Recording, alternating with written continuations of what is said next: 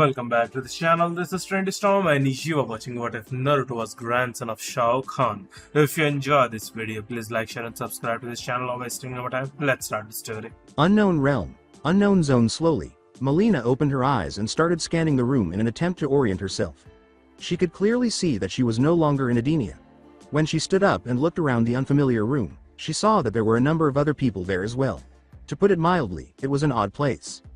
She saw the Lin Kuei Grand Master himself, Sub-Zero, and a woman whose name, if she remembered correctly, was Serena, starting to get up as well. She also recognized her father, Shao Kahn, the Empire of Outworld, standing nearby. At this point, she also heard some noises and saw Scorpion rising from the ground. The man who had vanquished Blaze, whose name she thought was Tavin, was standing next to him. Then she saw Frost and her friend Chameleon, who appeared to be around 14 years old. If her son had survived, he would also be around 14. She also realized that she had more control over her body than ever before at this point, and that the scars that had previously run along her face had disappeared from the area leading to her lips. "I'm beautiful, how can this be?" A voice told them, "That would be thanks to my son's armor." Tavin recognized the man or woman standing nearby when they all turned around and asked, "Mother, father?" The sight of them also startled Shao Kahn, who said, "You old son of a bitch, Argus the god of Edenia. I thought you were dead. You are all here because the Battle of Armageddon has reset the balance once again. Many of you who were once truly evil are now balanced with just the right amount of good, and some have been given the chance to have what they want most, like you, Scorpion, Molina, and Chameleon for starters," said Argus, who was now standing in front of them with his wife Delia. It was obvious that there was more going on here than they had initially believed. Shao Kahn asked him, "And that would be?" Argus said, "For that you must ask your daughter." When she said, "I like my new face and all, but you can't help me with what I want the most," everyone turned to her in surprise. "What's wrong, Molina? What aren't you telling us?" Chameleon asked, welcoming her friend to her embrace. Shao Kahn asked, "Yes, my daughter, what can't he help you with?" and saw tears streaming from her eyes as well as pain and agony on her face. Chameleon made the decision to express her feelings to the Emperor of Outworld, saying, "Nice going, asshole, now she's sadder. I should kill you, where you? Father, don't do it, she's my friend." "All right, my daughter, you got lucky this time, kid." When she noticed that everyone was paying attention, she told her story of grief. "Do you remember when I disappeared for a couple of years after the invasion of Earth Realm? I found myself in a village called Konoha, is also known as the village hidden in the leaves. I met a man there who let me join his village as one of its ninjas. Over time we fell in love, even though he'd seen what I became at times, and he still loved me. Then we married. Sometime later I found out I was pregnant with a son. This shocked everyone, but the Emperor in particular exclaimed, 'You have a son?' Argus said, 'Let her finish, Khan.' She went on to say, 'On the day I gave birth, the village was attacked by the powerful nine-tailed fox demon. My husband, the Hokage, fought the demon in battle to save the village as well as me and our son. He managed to kill it in combat but also fell in battle. I later found out that my son had died from some kind of complication that happened because of the attack. After that I just came home, but there is not a day that goes by I don't think of what could have been. Then this is your lucky day, Molina. Your son is still alive. He was hidden from you. Your husband used the power of the death god to seal the demon fox into your son to save the village and your life. The third Hokage was told you had died, and he's been looking out for your son ever since and doesn't trust the elders who tricked you into believing your son was dead." Molina was shocked to see Delia standing there, but it wasn't the end of it either. "Scorpion, Sub-Zero, what you don't know is that Molina's son is related to you too as well. Do you remember your first wife, Scorpion?" was the next shocking revelation that Argus chose to deliver to them. "Yes." Then Argus saw the shocked expressions on their faces. "She was also part of the Lin Kuei. What you don't know is that she had a son by you, Scorpion. She hid him to keep him safe from your enemies. His name was Minato Namikaze, and your husband Molina." After hearing all of this, Shao Kahn was equally shocked and concluded that immediate action was necessary to save his grandson. "Well, I'm not going to stand here any longer. We are going to save my grandson. I don't care if I have to sign a treaty with Earth Realm, but we are going there." After nodding to the Emperor, Argus declared, "I will send you to the village and my son will accompany you to help protect the boy from harm." Frost and Serena vanished in a dazzling burst of light, and they hurried over to join the others. Earth Realm, Konoha. Molina immediately recognizes the less populated part of the village where the group of warriors arrived because she had lived there when she first arrived. "Do you know where my son is, God?" she asked, turning to Tavin. Then, using his newly acquired abilities, he started searching for the young boy's location before pointing in the direction of, "This way." Eventually, the small group of warriors arrived at a river and waterfall where a 14-year-old boy was attempting to call forth a toad. As they entered the clearing, they noticed a white-haired man watching him and writing something in a notepad. The elderly man quickly became aware of their presence and turned around, holding a kunai, only to drop it when he saw Molina's face. Then the old pervert said, "The old bastards said you were dead, who the hell are they?" And she was glad to see him again. "Yeah, nice to see you, you old pervert," Molina said, rolling her eyes. "Let me introduce my father, Emperor Shao Kahn. This is Sub-Zero Grand Master of the Lin Kuei and Scorpion of the Shirai Ryu. And these two brats are Frost and Chameleon, and this here is Serena. The guy directly behind me is Tavin," she added, and Jiraiya nodded his head in their direction. Jiraiya looked her up and down, but not in a perverted manner, and asked, "How are you still alive, Molina? The elders said that you were dead while everyone except my sensei and the old warhawk was alive. They were the ones who told me about my family being killed. How much does my son know about what's really going on, you old pervert?" she asked him after being shocked by this revelation. "Not much, I'm afraid. His training's been neglected a lot because of everyone here being afraid of the fox. Minato's seal is holding the fox at bay, and I have a feeling that the Nine Tails knows what's really going on since we now know that he was forced to attack the village all those years ago," he replied to her. As he moved forward to observe how committed his grandson was to his training, Kahn made the decision to pose some of his own questions. "What can you tell me about my grandson's progress?" After turning to face the young child he had been surreptitiously watching for years, Jiraiya remarked, "Well, he's a lot like me and his father. He learns by doing. Unfortunately, the academy prefers book smarts these days." Scorpion questioned him, "Didn't his sensei help him out at all?" Jiraiya glanced at the spectral warrior and then, "Unfortunately, all his current sensei has taught him is, I'm sorry to say, the tree climbing exercise is. I had to teach him the water walking one just so he could begin to try to learn the summoning jutsu. I do know that the elders have him training the last Uchiha at this time. In general, Sub-Zero knew what needed to be done. We need to train him." One of the few people who truly knew Molina's origins was Jiraiya and his sensei, but he was also unable to see how he could make up for the years of neglect and was essentially doing everything he could. "Believe me, I've wanted to help him out in his training as much as I could, or even tried to keep a closer eye on him, but it hasn't been that simple since the elders have done everything in their power to stop me and the Hokage from protecting him. He's only got a few people who even care about, and now he's in the finals of the Chunin exams and has sworn to revenge a friend of his who was hurt in the preliminaries." "How long until the finals?" Kahn asked, smiling, turning to face the elderly pervert. As Jiraiya informed the Emperor of Outworld, "We have about 29 days until the finals begin. All we have to do is get him back to Outworld. Once we arrived, we can take him to one of my training areas where time moves faster, which should help us get him up to date in his training as well as let us get to know him as well as him to get to know us as well." "Hello, son. I'm so glad you're alive," he said, as the others watched Molina approach her son with tears in her eyes. It was then that he noticed her and felt a deep connection to her that he had never experienced in his life. She fell to the ground as soon as she said this, sobbing with excitement and fear at his potential response. To her amazement, he approached her and gave her an embrace. The hog saw that there was no lie in her eyes when they were looked into. After witnessing the heartwarming moment, the others realized they needed to begin his training right away. After a month, Earth Realm, Konoha. At this point, Hinata was strolling through Training Ground 7 in the hopes of seeing Naruto before the exams started, but she had not been able to locate him in the village. She heard a noise behind her and turned to see two strange men, one of whom seemed to be almost like a giant walking reptile, and the other looked quite regal. "Are you Hinata Hyuga?" asked the one with the royal appearance. Earth Realm, Konoha Stadium. As the exam candidates entered the stadium, the third Hokage sat quietly in his chair and watched. He was eager to see the expressions on the faces of those who had made Naruto's life so difficult, especially the civilian council members. He was eager to see their reactions when they saw the Emperor, who had not yet entered the cage booth. However, the Emperor was seated in his seat before the third person noticed the phony cage, with his two bodyguards standing right behind him. When Sannin Orochimaru, the phony cage who was actually the snake, noticed a third chair in the booth that appeared rather elaborate, his curiosity overcame him and he asked his old sensei, "It is a pleasure to see you again, Lord Hokage, but may I ask, are we about to have company or perhaps your successor?"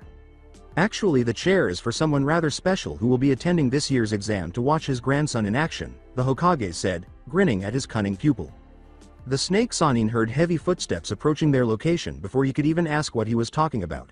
A moment later, a rather large man wearing body armor and a helmet with what appeared to be a human skull as the faceplate entered and settled into the chair, which now resembled a throne. However, it was the man's two bodyguards that caused his eyes to widen in surprise. One was a strange-looking individual with dark, blackish-brown skin, silver hair pulled back in a ponytail, razor-sharp teeth, and what appeared to be strange blades emerging from his arms. The other was a tall, four-armed creature that was bigger than any person he had ever seen. Then the two people positioned themselves next to the armored man as he sat in the chair. He turned to face the Hokage and said, "It is a pleasure to finally meet you, Lord Hokage. My grandson and daughter speak highly of you.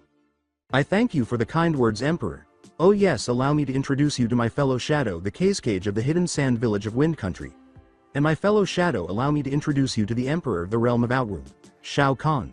The Hokage replied. Orochimaru was now quite worried about what would happen when the invasion started, and all he could do was hope that his plans would be sufficient to eliminate both this strange man, if he could even call him that, and his former sensei. Molina and Scorpion had just arrived at the Konoha Stadium viewing booth, eager to watch Naruto take the test. Sub-Zero, Frost, and Chameleon were already seated there, anticipating the start of the test. "Where's Naruto?" he asked, looking up at the two young girls and Sub-Zero, who had been compelled to return to the world of Earth a little earlier in order to get ready for the test day and had missed the last of his relatives' training. "He's going to be making a grand entrance when it's time for his fight. Is everything else ready?" Molina was asking them. "They're just waiting for the right moment to strike our enemies," Sub-Zero said after nodding his head. "Cobble and the new Black Dragon are also here and ready to help out at a moment's notice. I take it from your tone, Sub-Zero, that something bad is about to happen and that my nephew will be right in the middle of it," a voice was saying to them. The Princess of Edenia stood in front of them, and they all turned to say, "Hello sister, it's been a long time." As the proctor instructed the other competitors who were not taking part in this fight to return to the fighter's booth, Neji glanced over his fellow competitors and missed his prime target, the boy who had vowed to exact revenge on behalf of his cousin. However, at that precise moment, the ground in front of him seemed to freeze over into thick ice, which was then shattered by an explosion of flames. A young man then flew out of the ground and flames and landed safely in front of them. He could just make out many of the villagers saying that the boy would never show up. He appeared to be able to control both the flames and the ice, and when he turned to face Neji, he knew immediately who this person was. He then raised his fists and declared, "Hinata's vengeance will be mine." In the haughtiness surrounding him, Neji strode forward before declaring, "Fate has decided that you shall lose this day." Everyone who knew Naruto was taken aback when they saw him looking like a hybrid of a samurai and ninja. His forehead protector at his waist identified him as a leaf ninja, but the rest of him appeared prepared for battle. Each rookie was taken aback by his new look, and they were even more shocked by the fact that he appeared prepared for battle and carried two katanas on his back. The exam judges were shocked that neither of them had yet to make contact when the proctor initiated the altercation and swiftly leapt back to clear their path. "Tell me, was trying to kill one of the few people who saw you as a brother really worth it?" Naruto asked, glaring down at the Hyuga clan branch member. Neji simply grinned as icily as he could and declared, "She was weak. Fate decided I would win that battle." As he assumed his fighting stance, prepared for whatever the Hyuga would do, Naruto declared, "She let you win. All she had to do was activate that seal on your forehead, maybe even killing you in the process, but she didn't, which shows she has a much kinder heart than you ever possess, and I'm going to beat that fate of obsession out of you if I can." Knowing that he could easily defeat this type of opponent, which would have been the case a month prior before he had met his family, Neji decided he had had enough talking and launched an offensive. Neji was growing increasingly irritated because he was unable to hit his opponent with a single blow. Naruto continued to dodge all of his opponent's blows, recalling his grandfather's advice to let your opponent exhaust themselves so that your fight would be much easier. But he was also benefiting from avoiding his opponent's attacks because every missed blow cost him valuable chakra that he would need in subsequent battles, and Neji was growing irate at his opponent's ability to take this simple victory from him. When Naruto saw an opening, he seized it without hesitation and delivered a single, extremely strong punch directly to Neji's face. The entire Konoha audience was in complete shock that the Hyuga clan's prodigy was so easily subdued by what they believed to be a demon disguised as a human. Before he could even attempt to recover, Neji felt a sharp pain in his chest and noticed what appeared to be a spear protruding from it. He was abruptly yanked back by the rope connecting it and heard the words, "Get over here." Neji was shocked by the force of the attack and realized that he could taste his own blood in his mouth and even felt a couple of teeth fly out of his mouth. Neji was struck once more as soon as he had stopped moving forward, this time by a strong uppercut to the jaw that sent him hurtling through the air and onto the ground. Neji tried to get back up as quickly as he could, but his opponent appeared to vanish in a burst of flames and then reappeared right behind him, punching the young Hyuga in the stomach. An X-ray machine would have shown that the punch had actually cracked parts of Neji's skull and sent teeth flying out of his mouth as soon as he hit the ground, but Naruto walked over to him and slammed his foot down hard on his chest, shattering all of Neji's ribs in one blow. The next blow was a punch that went straight to Neji's temple. The only reason I am showing you mercy is so that you can make it up to your cousin, and just remember I will be keeping my eye on you and I wasn't even using all my power, Naruto said after drawing one of his katanas and bringing the tip to Neji's throat. The winner of this match is Naruto Uzumaki of the Shirai Ryu, the proctor said, approaching Neji and observing that the young man was clearly not going to wake up anytime soon. When the big man in the cage booth got up from his seat and walked to the edge, he screamed for everyone to hear, "Remember boy, my grandson has shown you mercy this day, and a Khan does not give it easily, so you forget it or we will end you." The stadium was in complete shock that the supposed dead had won his battle against a Procedures clan's prodigy, but they were even more shocked by which clan he would belong to. Without glancing at anyone in particular, Naruto returned to the booth, keeping his senses alert for any potential problems that might arise today. Since the new Naruto Uzumaki was now unknown to their plans, Gaara and his siblings were closely monitoring him. When Gaara heard his tenant being so silent, he realized that there was something seriously dangerous about the young man in front of him. After realizing that the host of the Nine Tails was actually not even using all of his power and was already unthinkably strong from his battle against the young branch member of the Hyuga clan, Orochimaru was in complete shock. What was even more frightening to him was learning that he was actually the grandson of this monstrous man. Fortunately, he was able to maintain his composure and his cover, but he could still feel an unparalleled power emanating from this man and the young boy who had just returned to the competitor's booth. "I think that beating will have gotten through to young Neji, and if it did not I pity him greatly," the Hokage said, turning to face the emperor. "I agree with you Lord Hokage, and the boy does have a great deal of potential, he just needs to learn to control his anger, if not he will die eventually because of it," the emperor responded. The four armed men then said, "I agree my emperor, he has great potential, and your grandson has already exceeded my expectations of his abilities in this battle," in a deep, rhythmic voice that surprised the snake. "I agree General, I agree." Ino's mouth was open when she realized that Naruto was not only a member of a very powerful clan but also a prince, and she turned to her best friend Sakura to see that she was equally as shocked as the other 12 rookies and their senseis, who were not currently taking the exam, were up in the stadium stands watching the fights with their senses. In addition to being shocked by what they had just learned, the young man known as Kiba and his nin-dog partner Akamaru were also relieved that he had made Neji realize the consequences of what he had done to Hinata. He then turned to face his female teammate and was startled to see two odd-looking bodyguards standing on either side of her, watching the crowd like a pack of predators ready to tear them to pieces at any time. "Do not worry about your teammate, she's in good hands. Anyone who wishes to harm the prince's adopted sister will pay with their lives and I shall take their souls," said the man on her left, who appeared to be a very regal-looking man, while the man on her right appeared to be a walking reptile of some sort. He then gave Kiba a warm smile. "Are you in service of the Emperor, mister?" Kurenai inquired, startled by the man's audacious declaration. He smiled as he turned to her. "Yes I am, but where are my manners my lovely young lady? My name is Shang Tsung, personal sorcerer to the Emperor himself as well as the prince, and this over here is my comrade Reptile." After giving them a respectful bow, the reptile returned to watching for any trouble.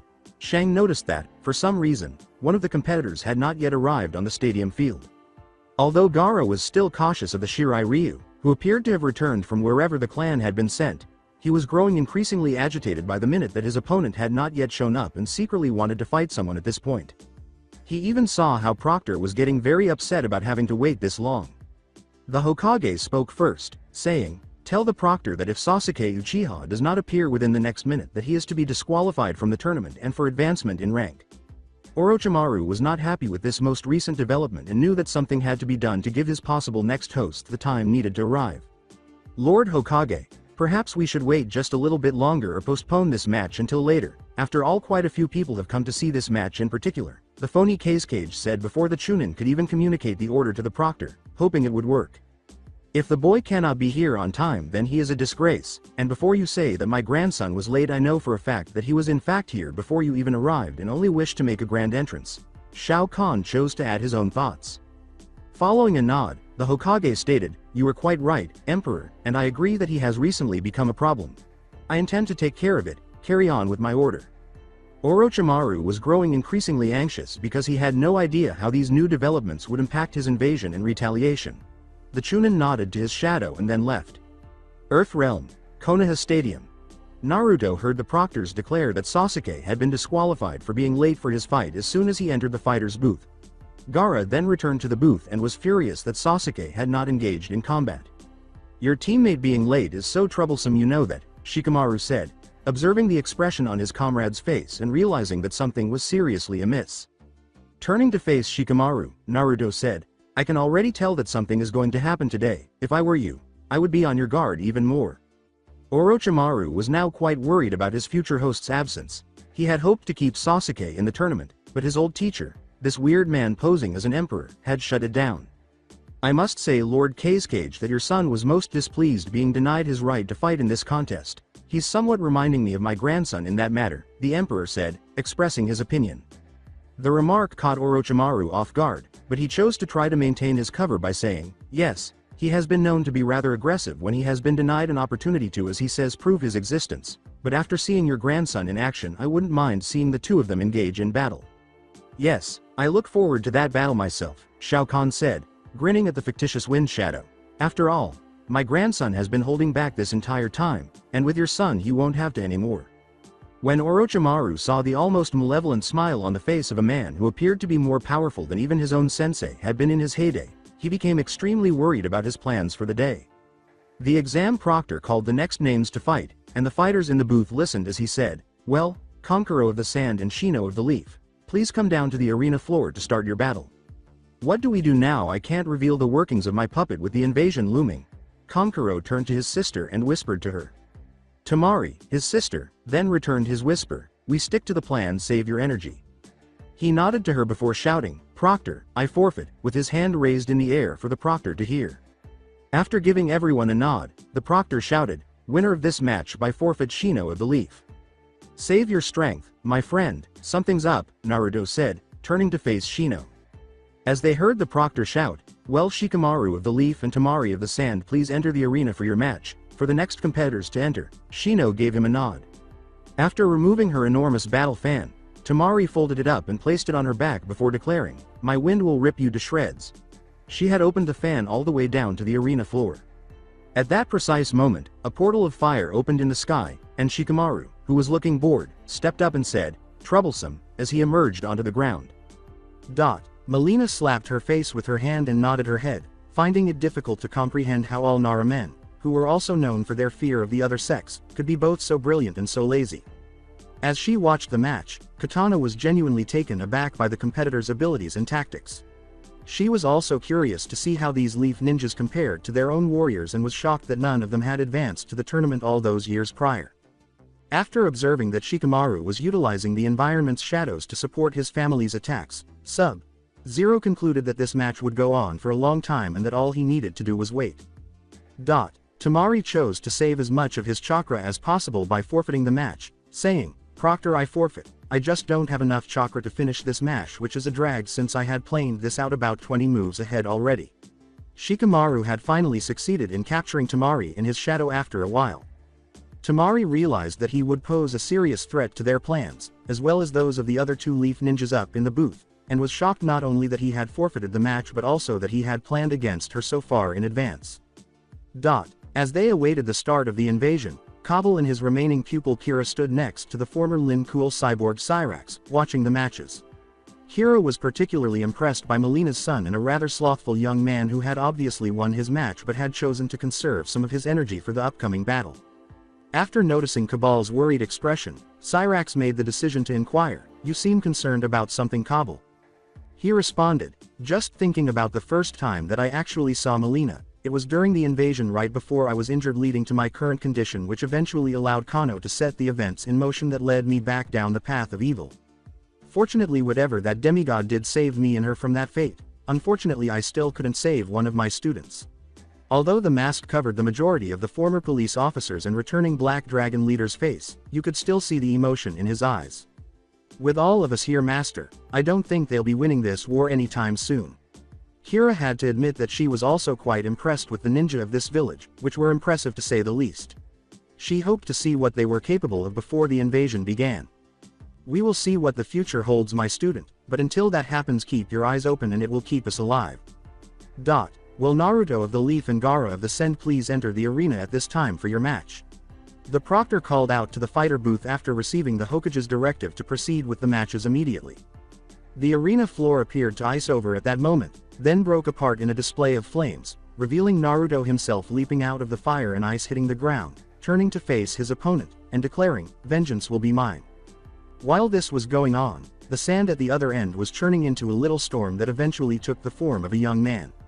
The sandstorm eventually formed Gaara's body, and he slapped one hand on his head while the other clenched out toward his opponent before uttering, in a voice full of blood, "Mother wants your blood."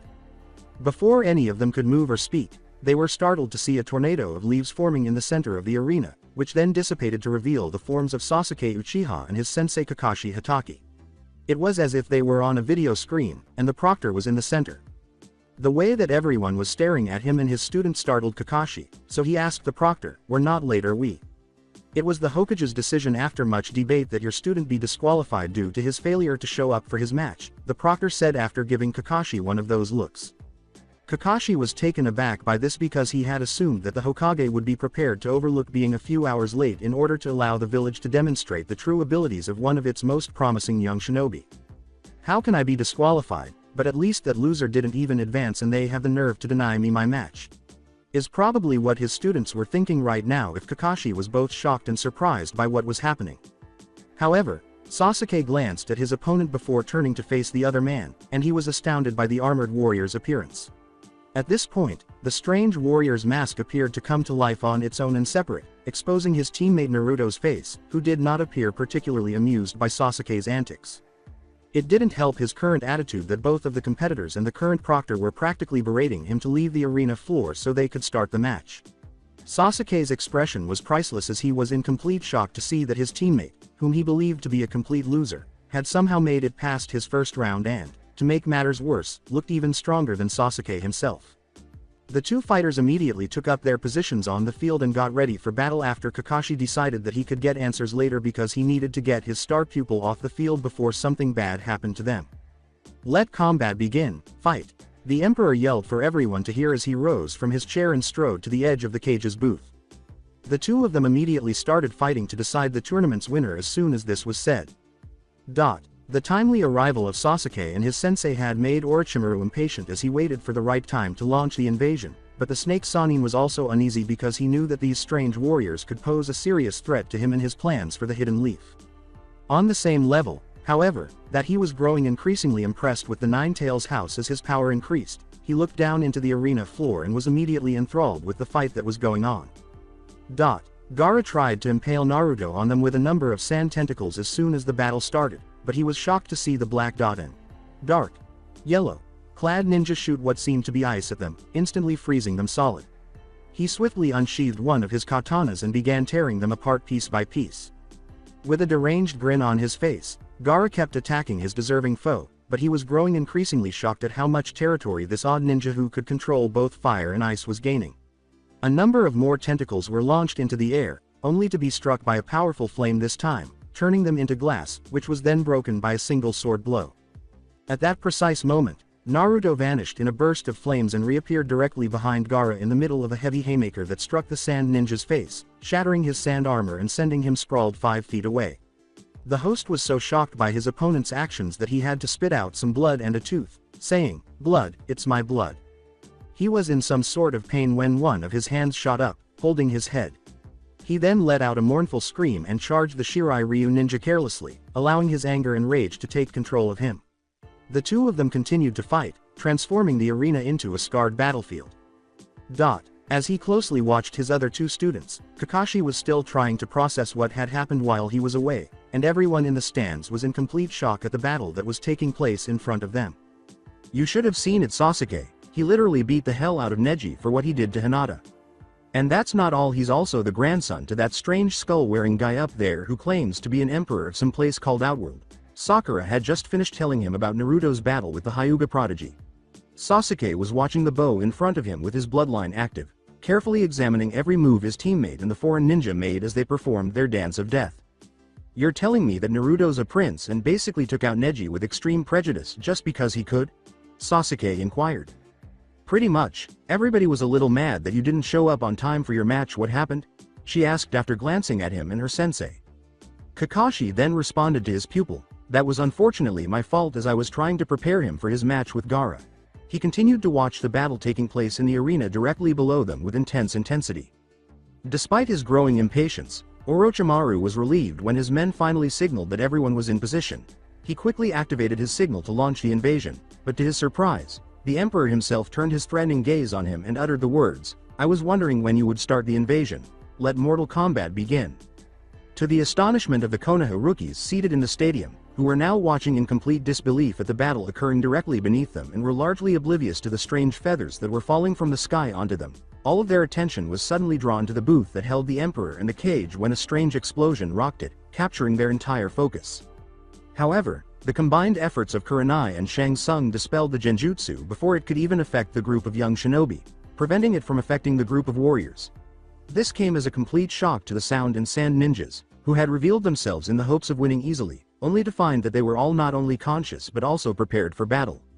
The others were the prince's friends, but before they could launch an attack, they were horrified to see the Sound ninjas being killed by ice shards that heated one of them in the chest and another who had his face melted off by what appeared to be acid that was thrown into his face. Shang and Reptile both prevented their enemies from reaching their charge. Shang could only smile as he said, Frost Chameleon, it is a pleasure to see you again. Would you care to help us kill the Sound ninjas? As the other enemy shinobi turned to see two teenage girls wearing body armor that was somewhat unique to each of them. Shang launched an attack and yelled for everyone to hear, show no mercy to the Sound ninjas, but spare if you can those of the Sand. The Sound ninjas were only able to guess whether the girls were actually grinning because they had masks on their faces, but they immediately went on the defensive after having to battle multiple enemies who were obviously not even slightly disabled. Kabuto stood in front of a number of his finest ninjas, who had assembled to learn more about their main adversaries in this battle. However, four rather unusual ninjas now stood in their way at this precise moment. When Kabuto looked at the warriors, he was astounded to see that two of them were males with distinctive armor that resembled the boy who was fighting the Sand's one-tailed host in the arena below them. The two females, for want of a better word, were utterly gorgeous and beautiful, but they were obviously built for battle because each of them produced a set of weapons that were specific to them. Feeling somewhat assured of their superior numbers and training, one of the Sound ninjas approached them to try to scare them into giving up. And just who the hell do you think you are? Do you even think you have a chance in hell of defeating all of us? He asked. All of the Sound ninjas were shocked to discover that a sai had been inserted into his skull, killing him instantly. The four odd ninjas launched an assault as soon as his body struck the ground, eliminating as many Sound ninjas as they could before reaching Kabuto. Knowing that he only needed to approach close enough to disable his fellow host with the sealed Jiraiya had given him, Naruto continued fighting Gaara on the arena floor. He dodged another sand tentacle and used his natural wind element to appear directly in front of a stunned Gaara, slamming the seal into his chest, which instantly took effect and sent them crashing to the ground, unable to move the rest of his body or control the sand surrounding him. Now that he was completely defenseless and at the mercy of someone who could kill him at any time, Gaara was terrified. But just then, he felt someone throw their body onto him, serving as a human shield, and he opened his eyes to see his sister's form attempting to shield her younger brother. Naruto approached the three siblings and used his masked self-moving feature to reveal his face before saying, "Stay down if you wish to live, as for you Sandboy." His other brother was now standing between the Shirai Ryu warrior and his siblings, but he was knocked out by a single punch to the face before he could even activate his battle puppet that had been resting on his back. As Gaara saw Naruto still approaching them, his fear grew stronger by the moment. "Stay away from us," he cried. Then, as Naruto addressed them, Gaara met his eyes and asked, "Do you wish to know why I am so strong, Gaara?"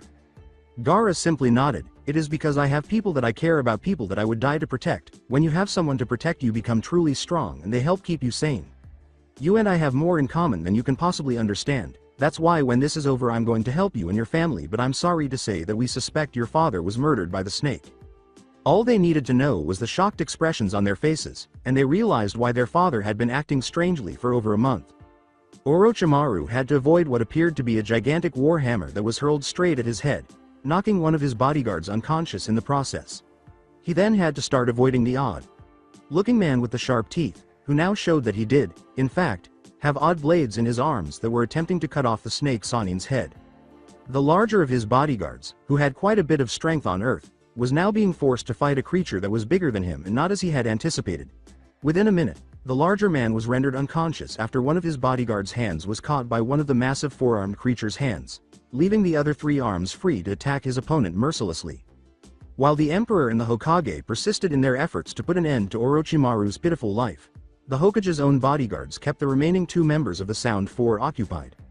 However, before the snake could even make a series of hand gestures to unleash a powerful jutsu on them, the Emperor himself delivered a powerful punch to Orochimaru's chest, leaving him stunned by the force of the blow and the fact that he felt most of his ribs break from the impact alone. Only because of his new skills had he managed to survive this encounter thus far when he struck the roof and tiles of the stadium's civilian section, almost passing through it in the process. The Emperor's bodyguards were proving to be a real pain in the snake's plans, and he was now practically fighting alone. What really shocked him was how easily these odd creatures who worked for the Emperor had taken care of his bodyguards. He now wished he had brought his most loyal guardian to protect him in this battle. Orochimaru had had enough of this fight and wanted to put an end to it, hopefully with the help of his former sensei. At that moment, two portals of fire opened up on either side of him, revealing Naruto and Scorpion approaching him with the intention of ending his evil life. However, the snake did not escape unscathed, as the Shirai Ryu's powerful hellfire severed both of his arms at the elbows. Before the Emperor and his bodyguards or the yellow-clad ninjas could complete the task, the snake Sanin could only scream out in excruciating pain as his faithful bodyguards, who had somehow survived, carried him away. After being denied his prey, Scorpion growled slightly because he somehow sensed the Netherrealm's stench on his adversary, particularly that man.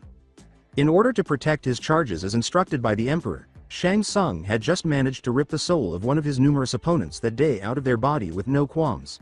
However, he had to confess that it was somewhat thrilling for the royal sorcerer to see the civilians who were not unconscious applauding him as he killed their enemies. He turned around to see Princess Molina and Katana hit the ground not far from the lifeless bodies they had just defeated and thrown over the side of their private box. At this precise moment, several sound ninja bodies struck the ground no more than 4 feet from him, with various severe injuries that were literally fatal, including one's head. Both Frost and Chameleon approached the older women and said, "It looks like they're running away. I wonder why." The sorcerer and Reptile were taken aback to see the two sisters working together once more. Since something had clearly happened, Chameleon could only concur with her combat partner. In case you're all wondering, the only reason you have been spared is because of the fact that you have been used by the snake Sanin Orochimaru's plan to destroy our village using both his own forces as well as your villages. When the sand ninjas who had survived the invasion were being rounded up to await the decision on their fate, the third Hokage himself approached them with a strong and clear expression on his face as he addressed the prisoners of war. "And what would this plan be and how are we used?" asked the Jonin sensei of Gaara's team, who was interested in what this information might be. After a few seconds of smoking his pipe, the elderly Kage spoke again, saying, "From what we have learned, he originally had planned for your village leader to aid him in destroying us. But from what we have learned, your leader had other plans and the snake knew that the Chunin exams would be the perfect opportunity to kill us all, but the plan fell apart as you all know thanks to the Emperor of Outworld." When the Jonin said, "What will happen to us now, again?" "You will be held here until we can sign an official cease-fire and then a brand new treaty between our villages. Even though your village was used, you also have to pay a price, as does everyone who loses a war or battle. But just remember that many of you could have been killed here today and weren't, you can still rebuild." In addition to keeping a careful watch on her brothers, Tamari had to acknowledge that the young man who had vanquished her brother had piqued her interest. The Sand Ninjas recognized how fortunate they were to have escaped death today from neither the Leaf Ninjas nor the Emperor's own warriors. With a heavy heart, the third Hokage had gone back to his private office to review the reports of the village's damage. He knew that he was much too old for the position and that he needed a replacement as soon as possible, but he also realized that he had very few candidates to choose from in the first place. He then recalled that one of his other students might be ideal for the position and that her abilities were still required, but he also realized with horror that his deceased student would also pursue her and that the race was on. Earth Realm, Elemental Nations, Hidden Leaf Village. They were blissfully unaware of the small group of people who were currently gathered on top of a nearby building to discuss the events of this day and the future as Naruto and Chameleon strolled down the street together, carefree and calmly, towards one of Naruto's favorite food stands in the entire village that saw him for him. Standing apart in a corner, Shao Kahn and his daughter Molina watched Naruto and Chameleon while simultaneously keeping an eye on Katana and her mother Queen Sindel, who also happened to be Molina's biological mother. These two groups were present but not on good terms with Shao Kahn at the moment. At that point, Sindel said, "It is clear to me that he is definitely half Edenian and he has more control than your half-sister Katana, and yet there is so much more to him." Sindel and Katana had to acknowledge that they were quite impressed with their new relative and felt a strong sense of connection with this young man as well as his mother. Molina turned to face her mother and said, "He is the most important thing I have ever done in my life, and for a time I thought he was lost to me forever." She then laughed a little. They were all taken aback when a new, deeper voice said, "Fortunately for you he is not, however things are not as they appear, Princess Molina." They turned to face a man who seemed to be surrounded by lightning. With a hint of rage in his voice, Shao Kahn exclaimed, "Raiden," before assuming a fighting stance and bracing himself for the worst from his longtime rival, or, given their complex past, what some would refer to as a bitter enemy. "At ease, Emperor of Outworld, I mean no harm, but I can assume that because of what happened at the Pyramid of Armageddon many things have been reset, have they not?" The Thunder and Lightning God responded. "You look very different than I remember you, Raiden, but at the same time you do not appear as corrupted as when you dealt with the Dragon King," said Sindel, the first member of this small group to take charge of the situation. Raiden gave a nod to her query. "As you know, Tavin's armor acted as a balance and reset many things, including the corruption from the one being that had taken a hold of many of us. Myself included. So that's why after the battle everything felt so different, but that still doesn't answer why you're here now," Molina realized. "I'm afraid the elemental nations have recently become a concern for not only myself but the rest of the Elder Gods as well. Someone or something appears to be influencing events here which could threaten not only all of Earth Realm but the rest of the realms as well," Raiden said as he observed the worried expressions on their eyes. "How can the elemental nations threaten the rest of Earth Realm as well as the other realms when it is kept in his own pocket dimension, much like your Sky Tower which protects the Jinsei?" Shao Kahn then moved forward and confronted his former adversary in what could only be described as an intimidating display. Raiden then made the decision to speak. "I believe you know what would be important enough from our enemies in the Nether Realm as well as the resurrected Dragon King would be so interested in. After all, your grandson carries a piece of it." While everyone else was still trying to understand what was happening, the two titans, for lack of a better word to describe them at the moment, kept staring into each other's eyes, waiting to see if there would be a battle. How can the nine-tailed fox and the other tailed beasts possibly be such a threat when they are contained in the elemental nations? Molina finally understood what they were discussing, but regrettably, her mother and sister were still unaware of the true situation. Raiden then realized that a lot of the residents were unaware of the full tale and chose to clarify. "Allow me to explain. When Shinnok betrayed his fellow Elder Gods and brought his war upon Earth Realm so many centuries ago, it was due to the policy concerning the One Being in the realms themselves. The One Being was able to construct a new body using 9 powerful spirits that were meant to guide Earth Realm and its people. Unfortunately, the One Being then fused them together to create a temporary body that it could control, which became known as the 10-tailed monster." How powerful was it? Was the question that Sindel and Katana were most shocked to see. When Raiden saw the shocked expressions on the faces of everyone but the Emperor, who already knew, he said, "Enough of a threat for the Elder Gods. Take immediate action and create a second pocket dimension to contain elemental nations as well as the Ten Tails, as Molina knows most of the people here can control the elements on a level that rivals even the Lin Kuei's mastery of ice, and yet they're not limited to one element." "How does Shinnok's fall factor into this, Lord Raiden?" Katana asked, even though she was even more impressed with Earth Realm in this location, and she still couldn't believe that this had resulted in the fall of an Elder God. Because he believed it was only right to restore the One Being to his former glory and was willing to go to any extremes to do it, even if it meant the destruction of all the realms in the process. What the Emperor here was seeking was merely to create one massive realm in the end, however he had no intention of destroying them in the process, said Raiden. "But I hear there is now 9 separate beings. How did that come about?" Katana asked, still intrigued by how this creature was vanquished, even though she understood what he was saying. "Because of a man known as the Sage of the Six Paths, he was able to finally stop the 10 Tails by sealing the 9 spirits in his body, which prevented the One Being from ever taking control of it again. However, the body itself, if reunited with the 9 spirits, could spell disaster to all of the realms because of what the One Being did," the Thunder God said. "The way you speak of this as if it is not over for some reason?" asked Shao Kahn, who was genuinely shocked by the gravity of the situation but suspected it was not yet over. "That is because it is not. Someone or something appears to be manipulating events here with the 9 spirits involved, and if they succeed I fear we may all pay a price in the end. As much as it pains me to say, that young boy may be our only hope." Away from the village. At the same moment, 2 people with long black coats and red clouds on them were approaching the village with what seemed to be evil intentions. Their faces were hidden by a big hat that looked like Raiden's, save for the decorations that were on them. "You seem troubled, wondering what your home looks like now," said the bigger of the two, who could only speculate as to what his partner was thinking at the time. "Not quite. There are many things I regret leaving the way they were when I left," However, we here on a job, but we must be cautious as I believe someone has come that will reset everything." After flashing a shark-like smile with sharp teeth, the larger of the two said again, "I've heard some of the rumors myself. It seems like nonsense that someone from another realm, which I don't believe in by the way, would even want to come here. Just seems preposterous." His larger partner nodded his head, understanding that caution can sometimes save your life and that they would be in enemy territory. The only issue was that they had no idea what kind of enemy they would be facing. "Do not be so certain of that. Either way we will proceed with caution, as this village, even with this recent battle, is no pushover." Now that so much had changed, Naruto and Chameleon were strolling down the street, discussing their future plans while ninjas conversed with other outworld warriors, such as Shao Kahn and Tarkatan, who were more occupied at the time collecting building materials for a project. After setting down a set of materials he was going to carry, a young female Shokan warrior named Ra approached him and Chameleon and said, "It is good to see you, Prince Naruto, and you as well, Chameleon." Ra had become friends with Naruto during his training in Outworld. "It's good to see you too, Ra, and you don't have to call me Prince all the time, you know. What's going on?" said Naruto, who was genuinely shocked to see her there along with a large number of Outworld workers and warriors. She couldn't help but giggle. "The Emperor has ordered a constant to be constricted here at once. There will also be a large number of soldiers coming to help defend this village and nation as part of the treaty and to provide a little extra protection for you for some reason. I never would have thought of Molina to be the overprotective mother, if you get my point," Chameleon said, laughing uncontrollably.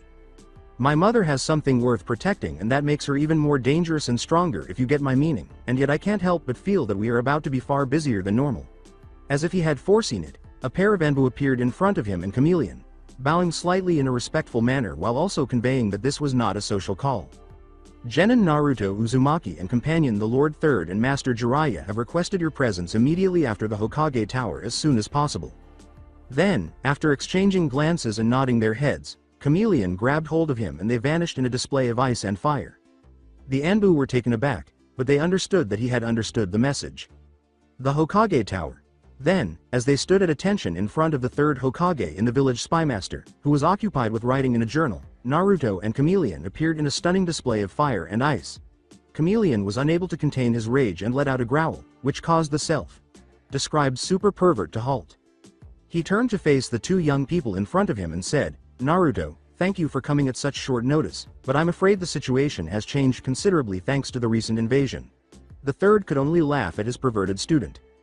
Chameleon was the first to speak because she was very interested in what was happening and was taken aback when they realized something serious had happened.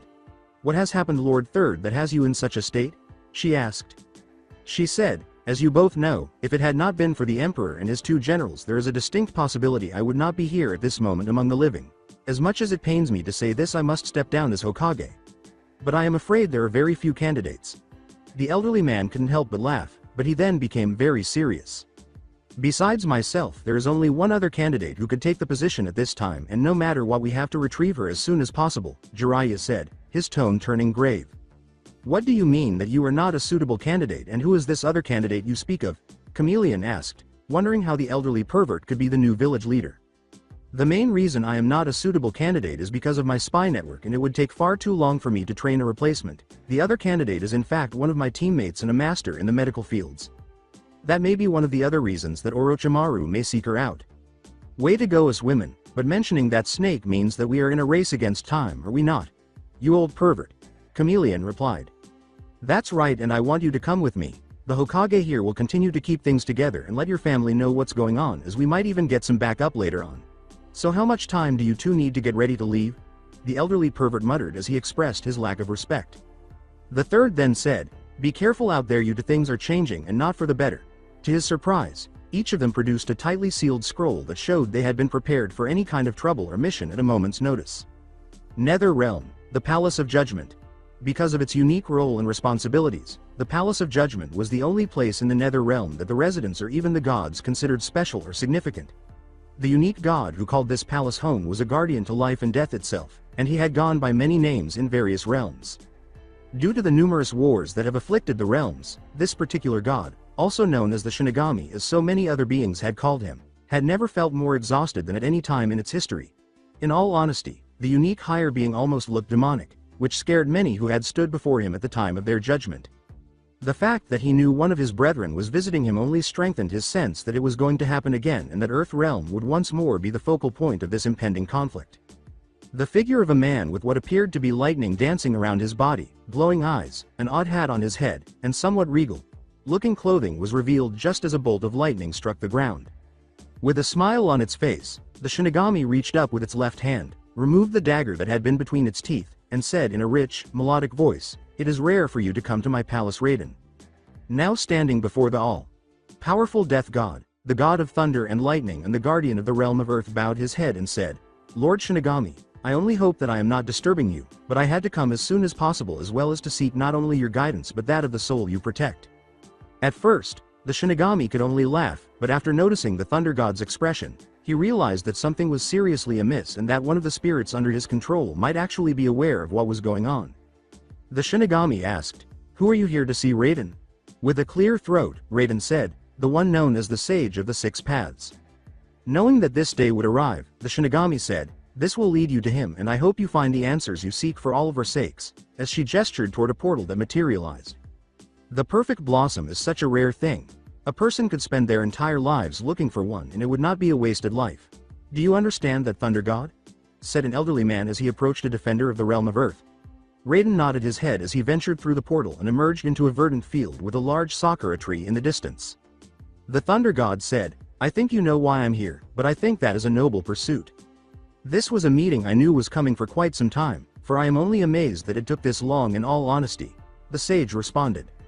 "What will happen if the Ten Tails is to be restored?" Raiden was only able to nod his head. The sage looked directly at the Thunder God and remarked, "Something far worse than Armageddon, the Ten Tails rival even the Elder Gods themselves just as its creator once did, I might add." Raiden pondered, what would the One Being have to gain from all of this? For one, it could start to consume the realm's end. All they would need to do is gain access to your Sky Temple, and you know why, the sage said, glancing up at him. Raiden realized all of a sudden how crucial it was to keep the 9 spirits safely hidden away in addition to keeping the 10 tails contained. This was especially crucial if the Jinsei were the target, as they would then hunt the other spirits and the Kamidoge as well. Earth Realm, Hidden Leaf Village. Currently, Frost was sitting in the renowned Roman stand with a number of warriors who were enjoying their meal when they all sensed something was amiss.